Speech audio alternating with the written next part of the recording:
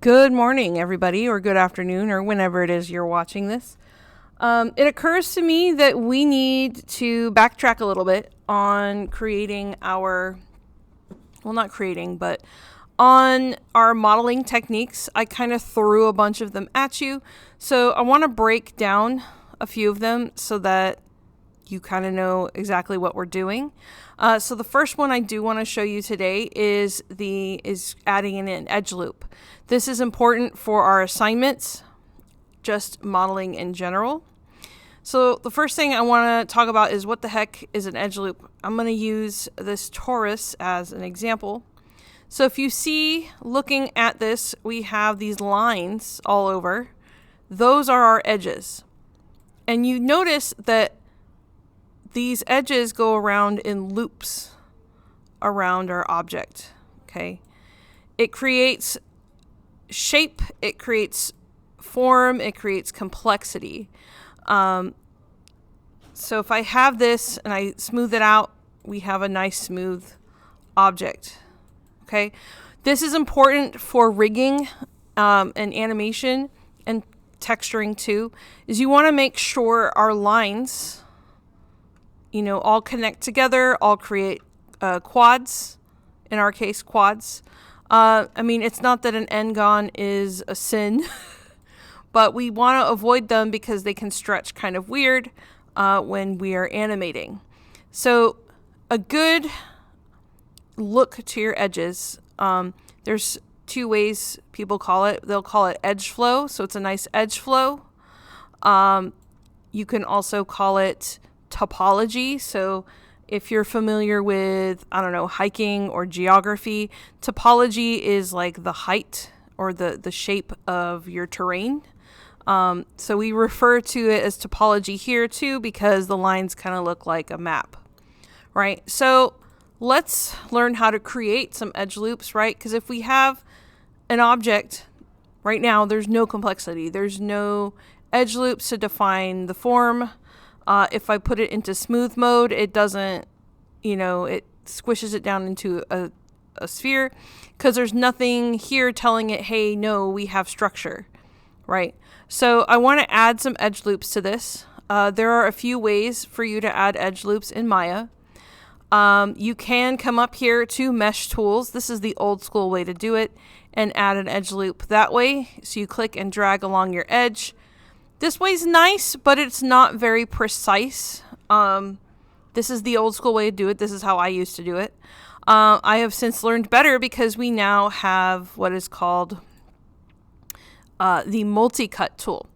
So there's several ways to get to a multi-cut tool on your modeling shelf. It's the one that looks like an X-Acto knife and 3 points. I'm going to get to it from the modeling toolkit.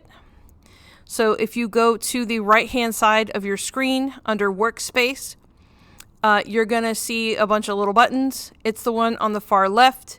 It is a cube with a hammer. You can also access it on the side here under modeling toolkit. I know Maya has a lot of stuff going on all over the place forever. This is like the third day you have looked at this, so I would not feel too frustrated. Just kind of focus on the bits that I'm showing you. All right. So the multi-cut tool is inside this toolbox under tools. And again, we have that X-Acto knife looking shape with the corners. So I'm going to activate that. And first of all, you have to make sure you have an object that's selected. Otherwise, it's not going to do anything. So click on your object, click on multi-cut. Don't mind the sounds outside. I have no idea what they're doing. This is typical morning nonsense. All right, so if I hover over, you can see not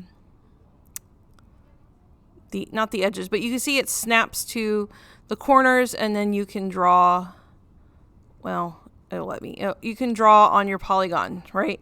Press enter to get out of that, and look, we have this line. That's so cool. Except that it's not cool because you don't want to make lines like this. You want to make sure they connect to something and aren't floating out in the middle of your polygon. It will make a mess, I promise. So You can use multi-cut tool and tell it, hey, I want to do an edge loop by holding Control on your keyboard.